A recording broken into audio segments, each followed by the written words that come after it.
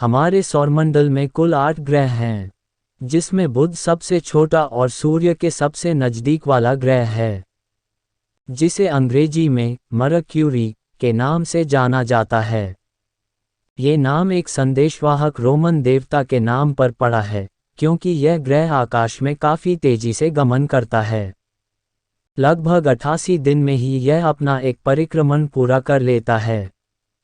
हम आपको इस ग्रह के कुछ ऐसे रहस्यों के बारे में बताने जा रहे हैं, जिसके बारे में शायद ही आज जानते होंगे।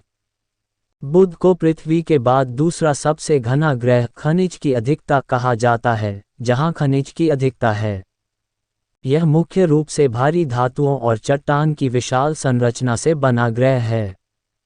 वैज्ञानिकों का कहना है कि बुध की सतह पृथ्वी के चंद्रमा की सतह से बिल्कुल मिलती जुलती है।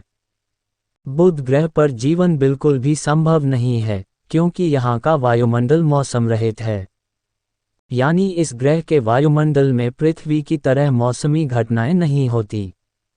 इसका औसत तापमान -173 से 427 डिग्री सेल्सियस के बीच बना रहता है, जो किसी भी जीव को पल भर में जमा दे या जला दे।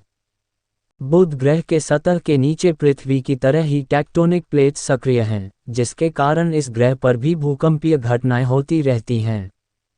यहाँ की सतह पर कुछ प्राचीन लावा क्षेत्रों की उपस्थिति से पता चलता है कि अतीत में बुध पर ज्वालामुखी गतिविधि रही थी।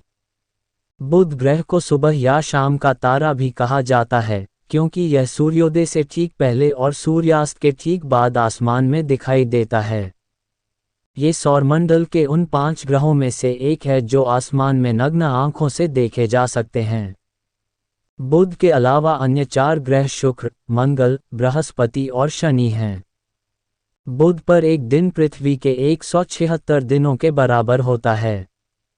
वैज्ञानिकों के मुताबिक ये ग्रह लगातार सिकुड़ रहा है। उनका कहना है कि 4 अरब साल पहले जब बुध ग्रह की सतह सख्त हुई थी, तब की तुलना में आज ये ग्रह 7 किलोमीटर छोटा हो गया है। बुध की सतह पर बड़े बड़े गड्ढे पाए गए हैं। इनमें से कुछ तो सैकड़ों किलोमीटर लंबे और 3 किलोमीटर तक गहरे हैं। माना जाता है ये गड्ढे क्षुद्रग्रहों और धूमकेतुओं के बुध के साथ टकराव संबंधित खगोलीय घटनाओं की वजह से बने हैं। बुध का अपना कोई प्राकृतिक उपग्रह या चंद्रमा नहीं है। इसके अलावा यहाँ की सतह पर अजीब तरह की झुर्रियाँ पाई जाती हैं।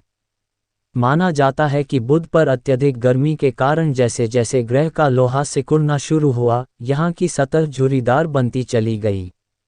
इन झुर्रियों को लोबिट स्कार्प्स के नाम से जाना जाता है और ये झुर्रियाँ 1 मील तक ऊंची और सैकड़ों मील लंबी हो सकती हैं।